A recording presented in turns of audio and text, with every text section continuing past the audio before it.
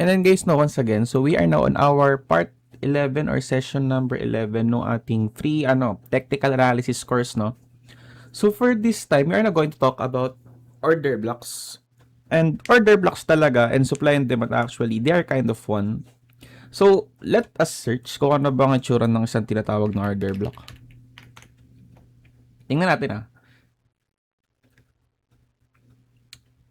So ang isang order block is para siyang supply and demand.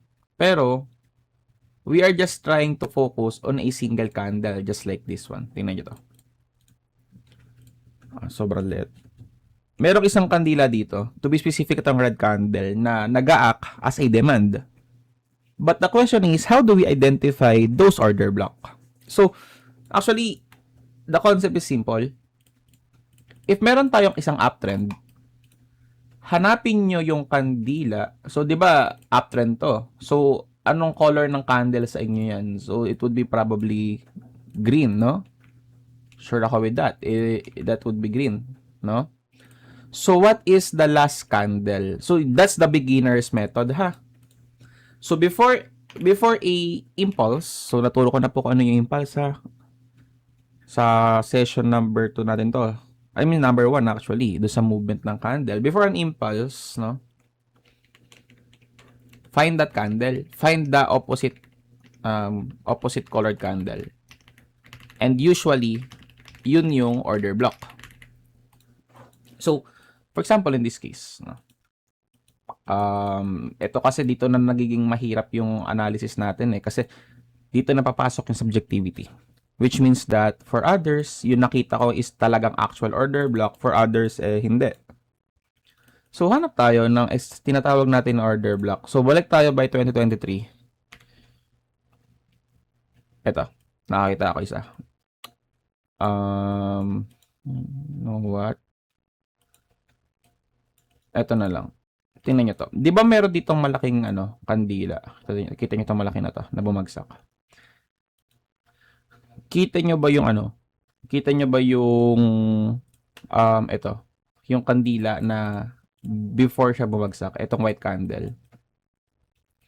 So, tingnan nyo, dyan siya nag-react, di ba? Dyan nag-react yung market. Like, hindi siya lumagpas dyan. So, technically, this is an order block.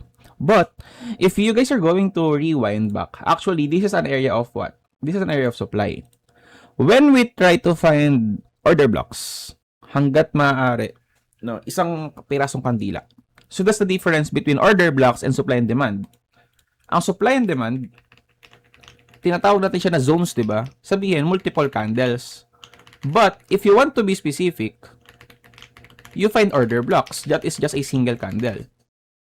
So, that's the main difference. Now, this is an area of what? This is an area of supply, right? But, do you guys see that, ano ba yung last candle before the big move? Like, what's the last candle? Ito, di ba? So, that's our order block. And do you guys see na talagang yan yung area na na-respect ni market? Doon na yung umakyat, pero bumagsak. But, there are more, like, there are better order blocks, by the way.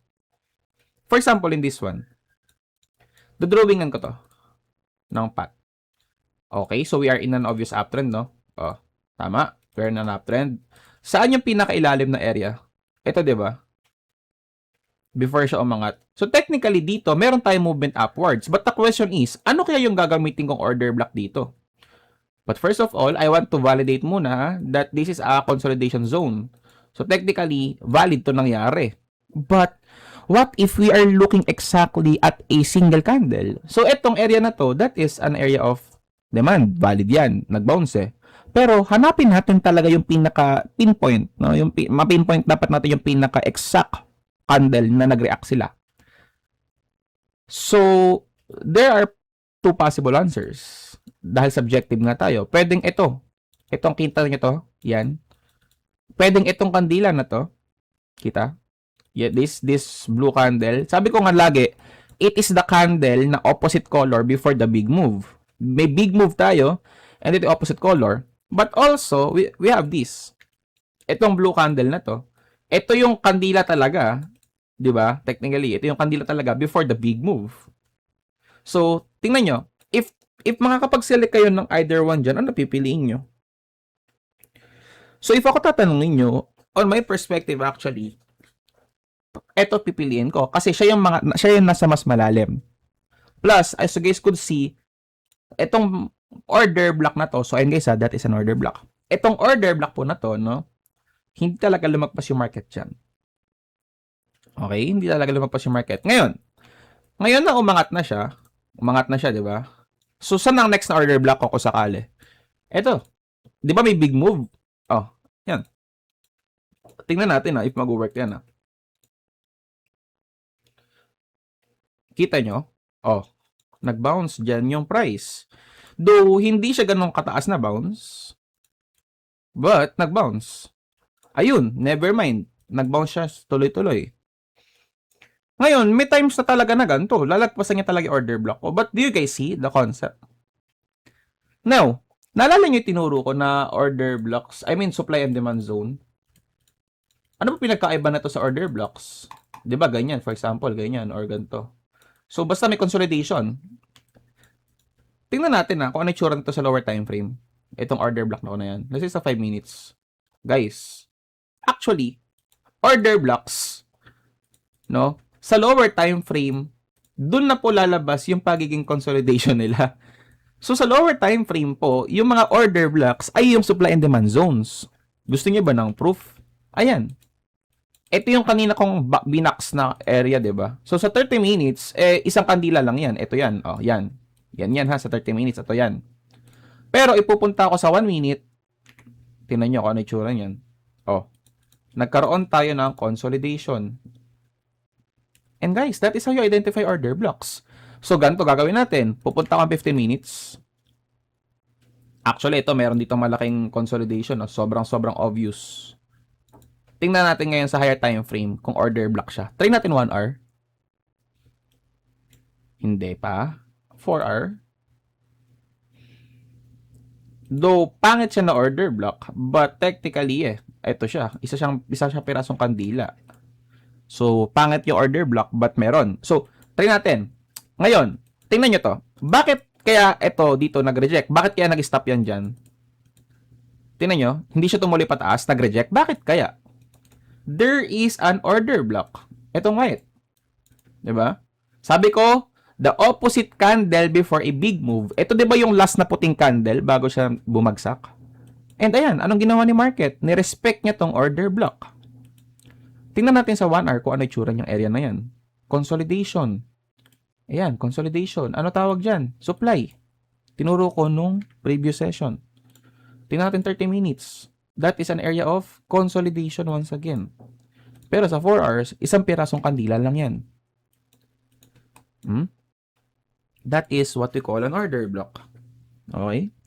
So technically, ganito lang yan. Sa higher time frame, order block sila. Sa lower time frame, sila ay supply and demand zone. Okay? But remember, ang order blocks, we focus on a single candle. Ang supply and demand, we focus on a group of candles or madaming candles. Tingnan nyo. O ito. Saan dito kaya order block? Merong large movement upwards. What's the last candle? So, for me, ito nakukunin ko. Itong asul na to. Diba? Yung asul na yan. Tingnan natin if babalikan niya ni Bitcoin. If yes, sana mag-bounce. Kasi if mag-bounce, mapoprove yung theory natin. Sana mag-bounce. Patay, hindi niya inabot. Pero sige, wait natin. Baka isa pa, mag-bounce yan. If not, okay lang. Kasi masyado mababa tong price ni Bitcoin dito. Tingnan natin. At tinagos, that's okay. Okay. So, bumaba siya doon. Pero like, technically, if we consider natin, no, itong area na to. But, silipin natin to sa higher time frame, ha. Meron tayong consolidation. So, ito na lang. Sige, consolidation. So, technically, order block in sa higher time frame. Daily siguro. Weekly. What about weekly? Hindi. So, tingnan nyo to sa daily. Itong asul na to. Ayan, yung asul. Before a big move, there's a single candle. Ayan, oh. Technically, parang dun siya nag-bounce sa area na yun. So, that is an order block. Now, bakit ito na-reject dito? Bakit yan hindi tumuloy pataas? So we have this white candle. So ano ba yung white candle na yan? That is the last candle before tayo nakakita ng ayan no, downward movements. Ito yung last candle, 'di ba, yung white before tayo nagkaroon ng downward movements. Tapos ayan no, nag-bounce siya saglit. Though hindi natin alam if tutuloy yan pababa to create a BOS dito or diretso siya pataas. Tingnan natin. Okay, nag-BOS siya. So ngayon na nag-BOS yan, ano nang titingnan ko ulit ngayon? So dito, mag-aabang ako dito ng order block. Itong blue, ito magandang order block. Nasa pinakababa talaga. And sa lower time frame, once again, yan ay isang area of consolidation. Kita? Oh, if sa lower time frame, ito, yan yung buong area ng natin ng demand. But sa higher time frame, it is just a single order block po. Oh, yan siya. Okay, so tingnan natin if magbabounce yan yung price, if babalikan. And guys, that is the concept of order blocks. If you have been hearing order blocks, at least this time, alam nyo na. Ngayon, eto, bakit kaya dito lang na-bounce yung price? Bakit kaya yan hindi tumuloy pababa? Bakit kaya hindi umabot dito? Kasi guys, there's an order block right here. There's a big move upwards, itong color white. Ayan no, may asul. May asul. Ayan no, tingnan nyo nirespect niya yung asul na yan. And that is an order block. Which is a lower time frame once again, is just an area of supply and demand. May consolidation na madami. Nag-random siya dyan. Edi, supply and demand zone. So, in this case, demand kasi nasa baba. And, dyan siya nag-bounce. Ayun, guys, ang very concept na order block. Diba? And hindi kasi ito lagi natuturo eh. Ang sinasabi nila when others say order block, yun lang ang sinasabi nila, that order block is a single candle na opposite colored before a large move. So for example, dito, nasa order block dito. Large move, pataas. Itong asul na to, pwede, di ba? Paano to, Sir Snow? Mayroon ding upward movements dito bago pas bumaba, tapos umangat. Di ito, order block din to. Blue color. Dito, Sir Snow, meron ba? Technically, itong buong area na to, order block yan. Ayan, no? Kita nyo ba? Order block yan. Pero sa loob niyan, may mga order blocks din. Eto, may large movement ako pataas. Ano yung last candle? Eto, meron ako dito large movement pataas. Ano yung last candle? Eto. So, ayan. Yan yung mga order blocks ko ngayon. And yes, guys, when you are doing it now in a way na ginagawa ng mga SMC traders, talagang they just focus on single candles. Okay? Yung supply and demand zone, that is just an additional confluence. But kapag talaga ako ay nag-entry, order blocks ang hanap ko po. Hindi ako naghahanap ng supply and demand zone. Tinuro ko lang siya sa previous lesson so that meron kayong proper understanding, which is diba tinuro ko paano nag-work yung supply and demand zone, na parang doon sa area na yon madaming nag-uusap, and kapag bumalik doon ang price, ang gagawin ng mga tao is what? Gagawin nila ulit yun. So dito, madami nag-usap dyan sa lower time frame. Tingnan natin sa 15 minutes, let's say. Madami nag-usap dyan. So, ayan may consolidation. So, there's a chance na kapag ka bumalik dyan yung price, magbabounce siya. Kumbaga, dahil dito, madaming taong nagkumpulan to buy or sell Bitcoin. So, baka dyan sa area na, sa price na 27K, ganun. Which is, discuss ko na yan nung previous lesson. So, watch nyo na lang yun, okay? If you guys want to get more concepts sa concept ng, if you want to learn more sa concept ng supply and demand, no? Now, right now, ito yung itsura ng Bitcoin. So, 15 minutes time frame tayo. Do you guys see this area? Consolidation. Probably sa higher time frame like 4 hours, baka order block yan. Yeah. Tingnan nyo to ito na siya. Nabuo na siya Ito na yan, yung asul na kandila na yan. Tingnan natin if lilipad siya. Okay. Hindi. Bumaba siya. But that's okay. Walang problem. Now, eto. Sir Snow, dito paano to? Hindi ko alam kung ano i-consider ko sa order block. Kasi meron tayong malaki na movement downwards. Ito ba gagawin ko ang order block? Etong white candle na to. Kasi yan yung last candle before talagang bumagsak. Or eto kaya? Ano kaya dito sa dalawa? Ito or ito? For me, I'm considering this one na nasa taas. Okay, but mag-aabang din ako dito ng price action. What do you mean, Sir Snow, by that? Mag-aabang ako ng price action kasi what if dyan na siya mag-bounce? Tapos na. Hindi ka na makaka-enter dyan for short. Eh, what if Sir Snow mag-short ka dito? Tapos dito pala aabot yung price, di ba? Eh, ganun talaga. But that is why we wait for price action. Kaya ako po tinuloy price action, guys. Yung concept ng mga BUS and CHOC. We wait for those, no? So, yan. Antay natin yan sa lower time frame. For example, bumalik dito yung price. Mag-antay tayo ng change of character and all. Tingnan nyo to. Ayan na. Oh, price action sa higher time frame. Di ba tinuro ko price action as candle patterns? Anong ginawa dito sa box na nilagay ko? Ayan no, winik lang. Nag-reject ka agad and bumagsak. Ngayon, notice, hindi siya nag-create ng break of structure kagad. Expect nyo na if hindi kagad yan nag-create ng break of structure, eh baka balikan pa yung area na to. Ayun, nag-break of structure siya, ngayon pa lang, tapos binalikan yung area. So, ano yung respect? Itong nilagay ko dito. But, do you guys see this? Inabot niya din yung kabilang order block sa taas. Diba? Ngayon, nag-aantay ulit ako ng break of structure. So, what's the last candle na meron? Actually, medyo pangit to. Medyo malaki order block. Ayoko nung ganyan eh. But pwede naman. Wala namang issue dyan. So, ayan, order block. So, okay, wala, na-invalidate yung order block ko. What do we mean when we say na-invalidate yung order? Excuse me. What do we mean when we say na-invalidate yung order block? Nag-close above, tinagos.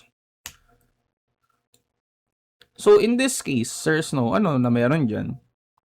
Ito, so ngayon, that is the way of considering order blocks. Ayoko muna na baguhin yun.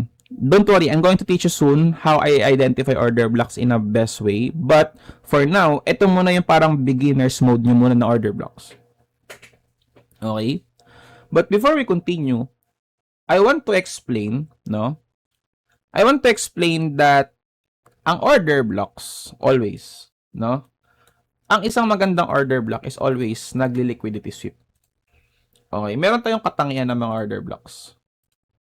So, ano ba yung magandang order block? What is a good order block? So, ang good order block is laging nagsisweep ng liquidity. Second is may displacement.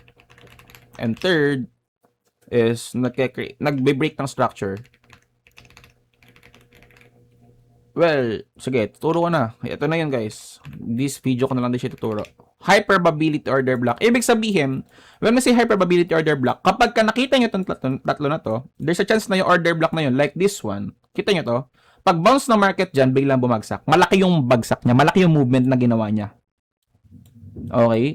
It means that either one of these is a good order block. But the question is, ano kaya dyan talaga?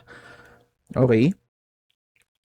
So I'm going to move, no, or I'm going to stop this recording. At least right now, you have the proper identification of order blocks, kahit pa paano, yung basics. But sa next video, we are now going to talk about the concept ng paano ba tayo nag-identify ng high probability order blocks, no ba? So, ayun. So, I'm stopping this video and see you sa next video, which is session number 12. Ayan. So, that's going to be our session number 12. Okay? So, let's start.